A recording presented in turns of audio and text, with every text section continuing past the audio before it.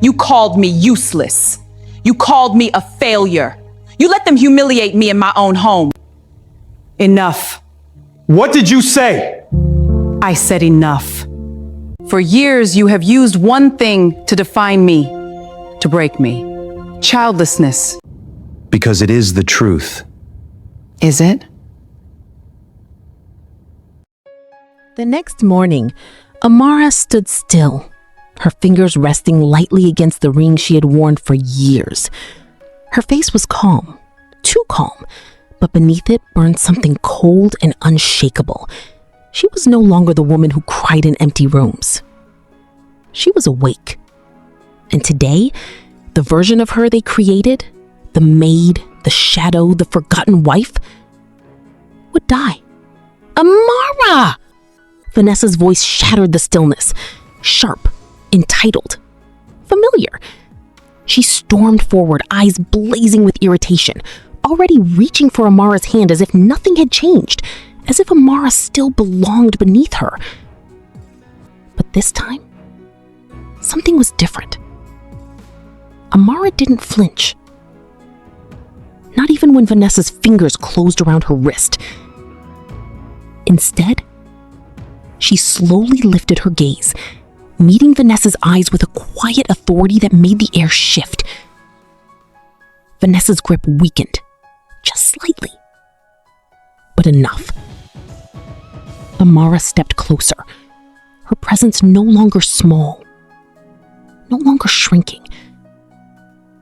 Vanessa had taken her place, worn her clothes, slept in her bed, lived inside a life that was never hers. And yet, she still had the audacity to treat Amara like she was nothing. That illusion ended now. There was no fear in her now, no hesitation. Slowly, she pushed her away and walked out the door. The tension cracked open as Vanessa called for Daniel. Daniel! Her voice, once confident, now carried an edge, something closer to panic than authority. Daniel walked in moments later, confusion written across his face, completely unaware that the foundation of his world was already collapsing beneath him.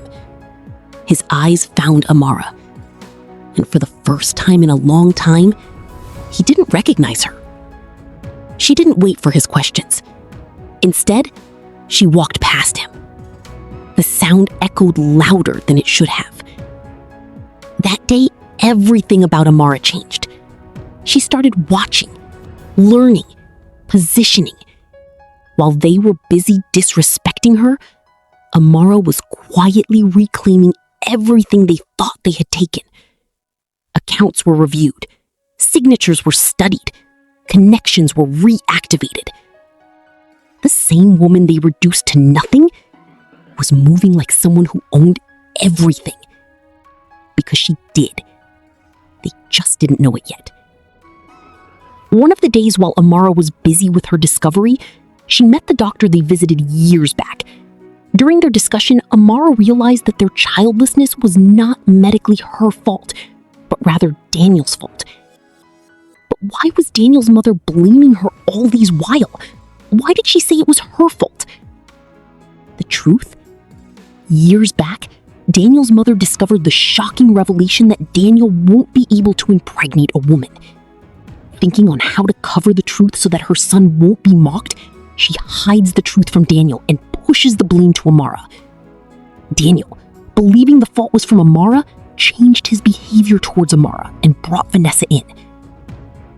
That day, Amara didn't cry. She didn't confront anyone. She didn't even react. Because in that moment, she understood something powerful. This was no longer about pain. This was about control. The air in the room felt heavy, like something heavy. Like something was about to break. Daniel's voice rose again, sharp and familiar. Blaming, accusing, dismissing. The same script he had repeated for years. Amara, how long will I keep enduring this embarrassment? A home without a child? What exactly are you good for? Silence. But this time, it was different. Amara did not bow her head. She did not cry. She did not apologize. Slowly, she lifted her eyes to meet his. And for the first time, Daniel hesitated. Because something in her gaze had changed. It was no longer the quiet submission he was used to. It was clarity. It was strength. It was... Amara took a step forward. Her voice, when she spoke, was calm. Too calm. Enough. The word landed like a slap. Daniel frowned, caught off guard. What did you say? Amara didn't flinch. I said enough, Daniel. A pause. Even the wall. Amara had never spoken to him like that. Not once. The power had shifted. And for the first time, Daniel felt it. Amara exhaled slowly, as if releasing years of silence. You want answers, Daniel? A pause. Her eyes locked into his. Cold. Certain. Good. Another pause. Longer this time. Because what was coming next would destroy everything he believed. The silence stretched. Tight. Unforgiving. Daniel let out a dry laugh, trying to shake off the tension. Then speak, he said, folding his arms. Let's hear these answers you suddenly have.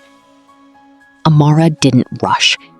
She walked slowly to the center of the room, like someone stepping into a moment she had waited years for. Then she turned. Her eyes calm. Her voice steady. You want to know why this house has no child? Daniel scoffed. I already know why. Amara nodded slightly. Yes. A pause. Then, you think I am the reason. Daniel's expression hardened. Because you are. Amara smiled faintly. Not with joy, but with certainty. No, Daniel. The words were soft, but they hit harder than a scream. You are. Silence. Heavy. Confusing. Daniel blinked, then laughed louder this time. That's the most ridiculous thing you've ever said. Amara took a step closer. Is it? Her gaze didn't waver. Then why don't we talk about the hospital in Lagos? That did it. The laughter died instantly. A flicker of panic crossed his face. Gone in a second. But she saw everything. Daniel's voice dropped. What are you talking about? Amara reached into her bag. Slowly, deliberately, and pulled out a brown envelope. Worn at the edges, but powerful. I'm talking about the tests you took 3 years ago. She held it up. The ones your mother begged the doctor to keep quiet. Daniel's breathing changed. Slightly heavier. Amara, stop this nonsense. But his voice had lost something. Authority. Amara opened the envelope, pulled out the papers and let them rest in her hands like evidence in a courtroom. Nonsense, she repeated calmly. Or truth. She looked up at him. Then, she spoke the words that shattered everything. You are infertile, Daniel. Silence. Silence. Not just quiet. Dead silence. The kind that swallows pride whole. Daniel staggered back slightly. No, that's a lie. Amara's voice didn't rise. It didn't need to. The report says otherwise. She took a step forward. 0 count, Daniel. Each word landed like a hammer. Not low. Another step. Not weak. Closer. 0. Daniel shook his head, his voice cracking now. My mother would have told me. Amara cut in. She knew. That hit deeper than anything else. Daniel froze. Completely. She knew, Amara repeated, softer now. And she chose to protect you, while they destroyed me. The weight of that truth settled in the room. Crushing. For years, Amara carried the shame, alone, while the real secret sat at the center of the family. Hidden. Protected. Amara's eyes glistened, but her voice remained firm. I went to the same hospital, Daniel. A pause. I asked questions. Another pause. I saw the records. She placed the papers on the table between them. Final. Irrefutable. I am not barren. The words were no longer defensive. I never was. Daniel's legs seemed weak now. His world unraveling piece by piece. All the insults, all the accusations, all the humiliation he allowed, now pointing back at him. Amara straightened. For the first time in years, she looked free. You didn't just fail me as a husband, she said quietly. You hid behind my pain. A long silence followed. Then she added, and that ends today. The room no longer felt the same. Moments ago, Daniel stood tall, loud, certain, untouchable. Now, he looked smaller. Like a man stripped of something he didn't even realize was holding him up. His eyes remained fixed on the papers lying on the table, as if staring long enough would change what they said. It didn't. His voice came out dry. This is not possible. But even he didn't believe it.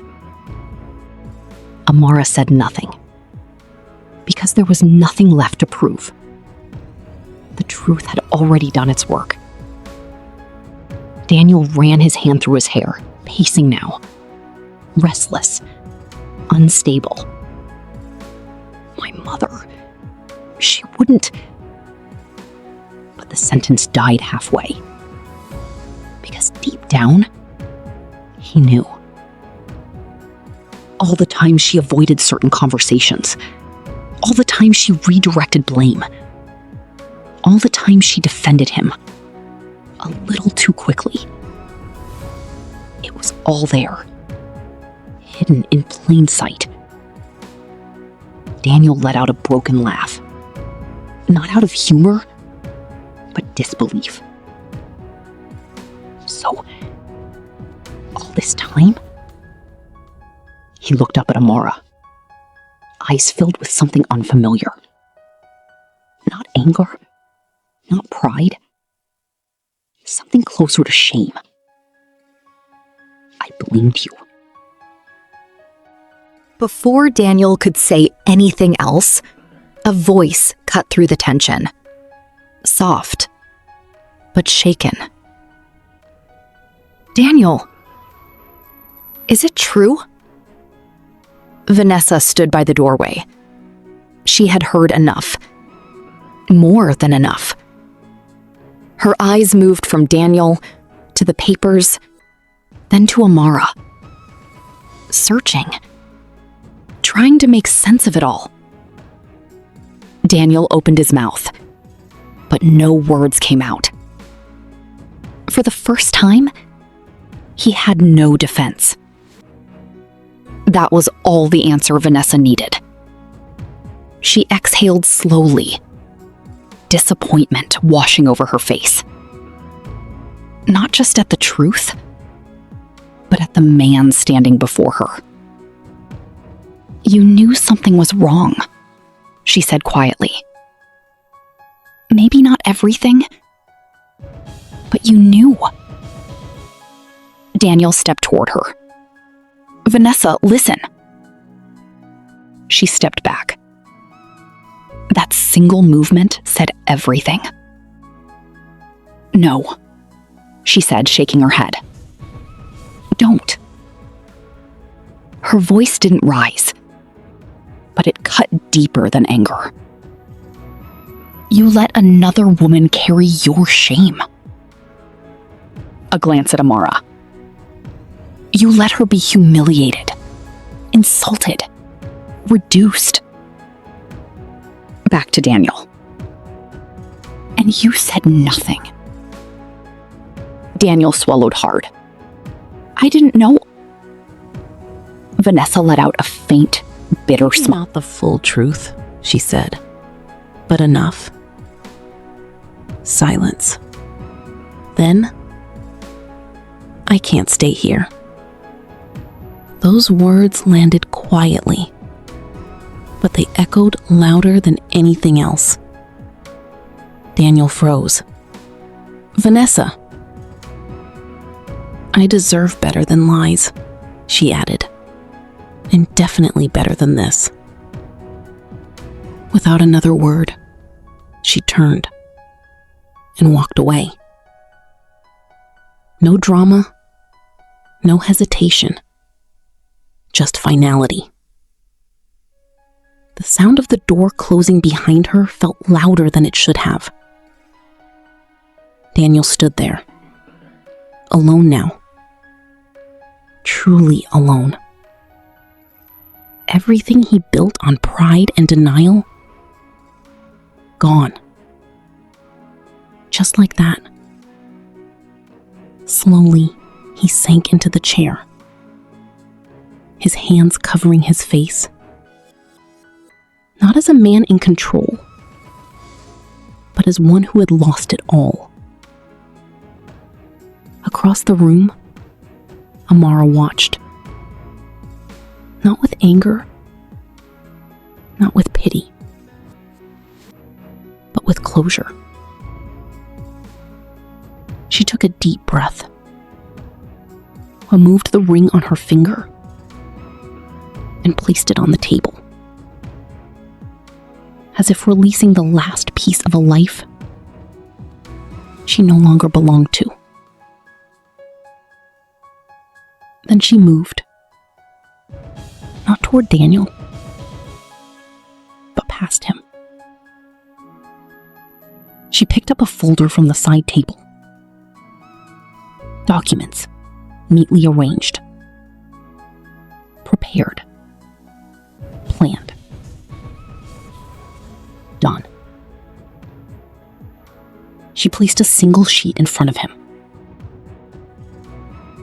He didn't look up, but his voice came out faint. "What is this?" Amara adjusted her bag, her tone steady. "Everything that was ever mine," a pause, "is now mine again." Another pause. "And everything that was built with my silence," she glanced at him one last time, "I have already taken back." Daniel slowly lifted his head. Too late. Far too late. Amara walked toward the door, each step light, certain, free. She stopped briefly, not to reconsider, but to end it. "You didn't just lose a wife today, Daniel. A quiet pause. You lost the only person who ever cared for you. That landed hard. Then she opened the door, stepped out, and didn't look back. Some mistakes don't come with a second chance, and some women don't break. They rebuild, stronger. If Amara made the right decision, type respect in the comments. My next story, Single at 35, The Emotional Journey of Grace, is not just a story. It's a reflection of silent struggles, hidden strength, and unexpected turns. Subscribe and turn on notifications. Drop a heart if you're ready for this story. Share this with someone who needs to hear this. Thanks for